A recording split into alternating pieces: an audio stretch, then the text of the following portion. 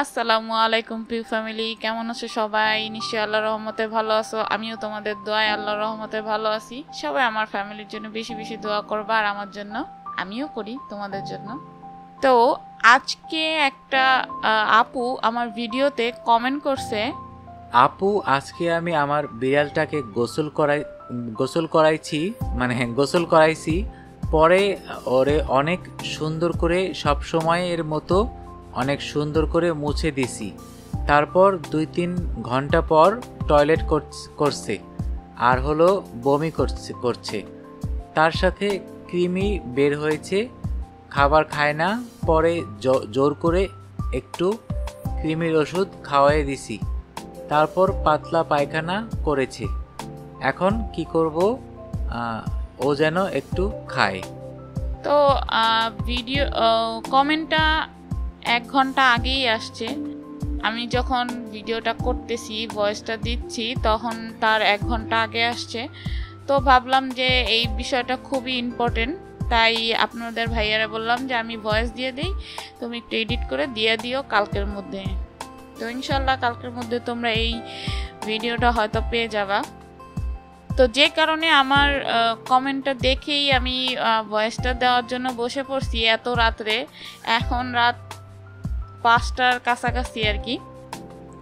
সেটা হচ্ছে যে একটু ওষুধ, একটু কৃমির ওষুধ, একটু কি ভাই, এই একটু মেকটু তো চলবে না। যদি এখন তোমার বাসায় একটা মানুষ যদি অসুস্থ থাকে, ধরো তোমার বাবা মা ভাই বোন, তাহলে কি তুমি ডাক্তারের পরামর্শ ছাড়া যে কোনো একটা ওষুধ একটা র্যান্ডম তুমি জানলা, ইউটিউব থেকে দেখলা, খাওয়াই দিলা হয়ে যাবে? না, এটা কখনোই করবে না। কারণ আমরা নিজেরাই জানি না যে আসলে কোন রোগের জন্য এটা হয়েছে, কেমনে হয়েছে, কিভাবে হয়েছে। আর যেহেতু কৃমির ওষুধ, সেটা তো আরও রিস্কি, খুবই রিস্ক একটা বিষয়।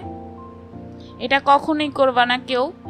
কৃমির ওষুধ দেওয়ার আগে বিড়ালের ওজন নিতে হবে, কি ধরনের কৃমি সেটা জানতে হবে, বিড়ালের কন্ডিশন দেখতে হবে, মানে অনেক কিছু জেনে তারপরে আমরা বিড়ালকে কৃমির ওষুধ দিতে পারি।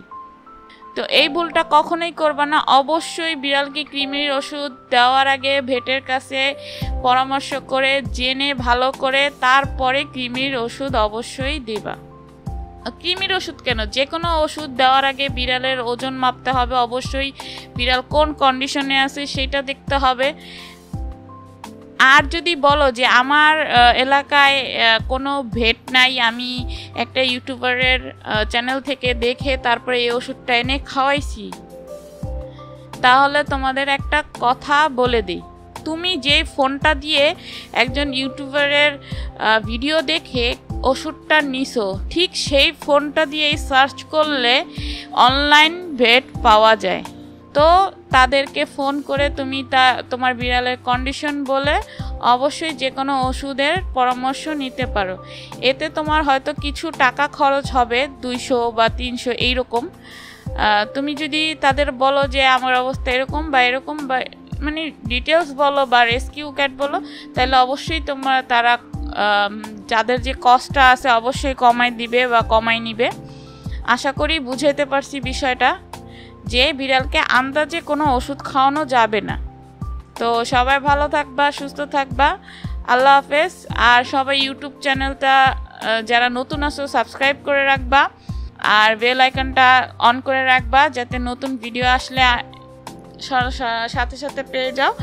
আর আমাদের একটি পেজ আছে, ফেসবুক পেজ, অবশ্যই সেটা ফলো দিয়ে রাখবা, একটু লাইক করে দিবা, শেয়ার করে দিবা। তো সবাই ভালো থাকবা, সুস্থ থাকবা, আল্লাহ হাফেজ, টাটা আজকের জন্য।